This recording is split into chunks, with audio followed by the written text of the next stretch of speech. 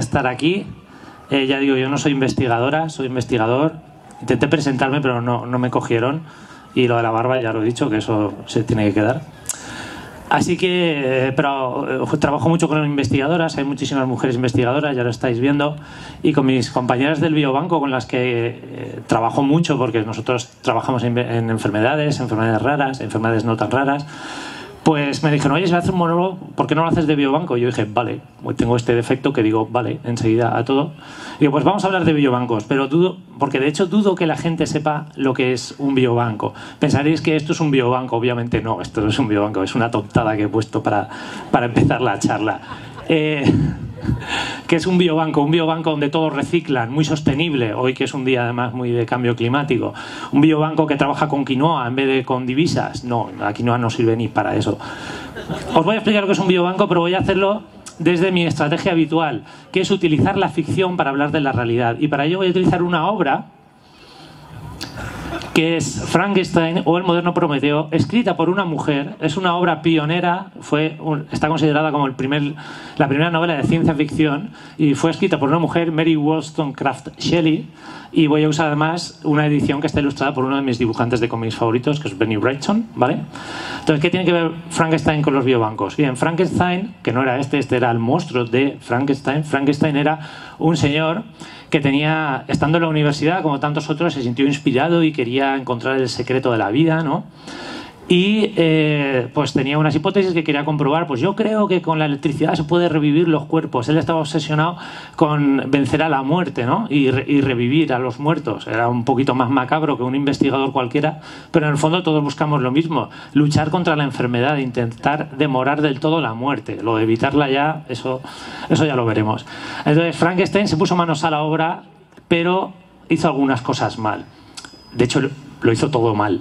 O sea, Frankenstein dijo, bueno, voy a revivir a los muertos, voy a intentar coger un cadáver y voy a revivirlo. Ya de entrada la idea es descabellada. Encima Frankenstein trabajaba en laboratorios de este estilo. Que a ver, yo he trabajado en sitios un poquito así. Mi laboratorio de tesis se parecía bastante a esto. Si a alguien esto le recuerda su interacción con su jefe de la tesis, pues lo siento. Cambia de laboratorio, hay más, ¿vale? Pero bueno, así no se pueden hacer las cosas. Y claro, para su proyecto necesitaba tejidos. Y como también lo hizo todo así un poco por lo bajini, y esto es el principal fallo y tiene que ver con lo que os quiero contar, él no le pidió permiso a nadie. No le pidió permiso a los muertos de los que cogió sus tejidos, ni le pidió permiso a esta pobre criatura para crearla, y claro, salió todo bastante mal. Leeros el libro, que está muy chulo, ¿vale? Además se rodeaba de colaboradores que tampoco daban mucha tranquilidad. Oye, ve y consígueme unos cerebros a este señor. Vale, esto es del jovencito Frankenstein, que es otra versión del mito bastante guay. Entonces, pues el señor fue en busca del cerebro de un tío que era científico y santo, pero volvió con un cerebro anormal y, pues claro, así todo iba saliendo mal. Entonces, es crítico que los investigadores, cuando investigamos y cuando trabajamos, obviamente necesitamos un material adecuado, que sepamos con lo que estamos trabajando, y por supuesto si se trata de muestras humanas, pues a ver, hay que pedir permiso y hay que hacer las cosas de forma reglada. Entonces, a partir de cierto momento en el mundo de la investigación biomédica, la gente se dio cuenta de que esto había que normalizarlo, organizarlo, hacer papeleo, pero claro, tampoco era una cosa fácil. Aquí vemos, por ejemplo, a un investigador sumergido en la burocracia, en los papeles, algo que todos odiamos, pero que es tristemente necesario. Podían hacerlo menos difícil, pero bueno, ya que hay que hacerlo, vamos a ello. Entonces muchos médicos pues simplemente al final decían, bueno, pues lo que vamos a hacer es cada vez que tengamos tejidos de algún tipo nos los guardamos y ya veremos qué hacemos con eso. Si hago una traqueotomía, pues me guardo un trocito de tráquea, porque igual puedo descubrir algo. Sangre, es que hemos sacado muchos mililitros, congélalo, ya se verá.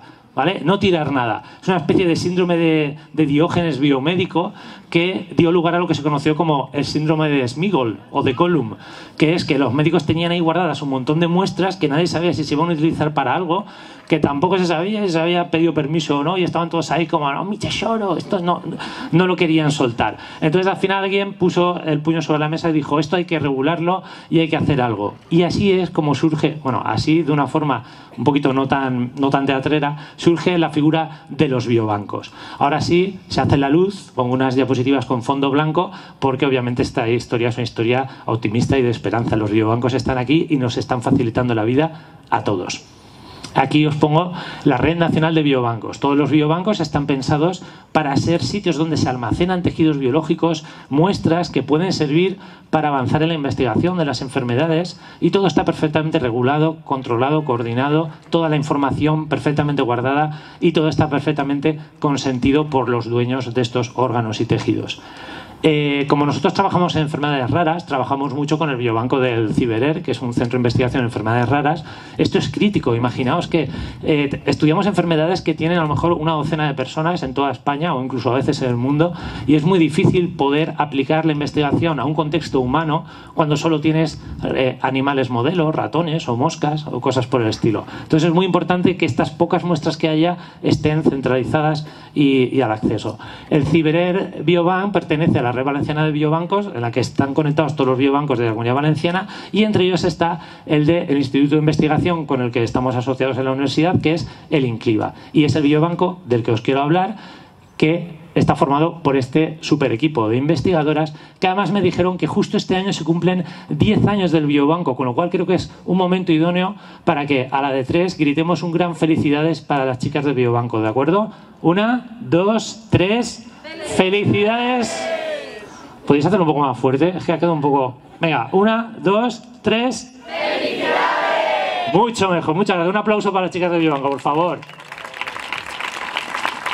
Ángela, Marta, Olga y Lorena. Ahí están felices posando con todo lo que han preparado para esta tarde, y la verdad es que es genial trabajar con ellas porque lo hacen todo muy fácil, incluso el papeleo horrible que hay que presentar a los comités de ética y tal. Entonces, todo este papeleo, ¿por qué es? Porque obviamente la labor del biobanco empieza ya directamente interactuando con los médicos y avisándoles, vale, como tú quieres hacer un proyecto de investigación, cuando vayas a... Igual que a los pacientes se les pide consentimiento para hacerle una radiografía o cualquier terapia o estrategia diagnóstica que tenga unas ciertas vicisitudes que deba saber la gente, también se le pide permiso para poder utilizar las muestras sobrantes de plasma, de sangre, de lo que sea, en un experimento que se va a hacer para esta investigación y tal. Entonces tiene que hablar con los médicos, explicar todo lo que puede pasar, para qué se va a utilizar, y todo esto se tiene que firmar debidamente, y se ocupan mucho en el biobanco de que no ocurran cosas como esto, que se intercambien unas muestras, ¿vale?, y que pues cuando tú vas a investigar estés usando unos tejidos que resulta que no son el tejido control que tú necesitas para comparar y hacer tu experimento. Y también se preserva la identidad de las personas. No pone Homer o Simpson y Otto en los botes. Igual pone BL005337L, ¿vale? Lo cual conserva tu anonimato perfectamente, a no ser que te llames BL007733. Con lo cual, pues es una putada y tus padres te odian, ¿vale? Pero no se da el caso. Está todo perfectamente codificado para que se preserve la identidad de las personas que acceden a participar en esto. ¿Qué tipo de muestras? Cualquiera. Hay bancos específicos donde hay muestras de cerebro. Esto tampoco es muy habitual porque las muestras de cerebro suelen ser post-mortem. No puedes donar, aunque estés muy involucrado con la investigación, no sueles donar tu cerebro.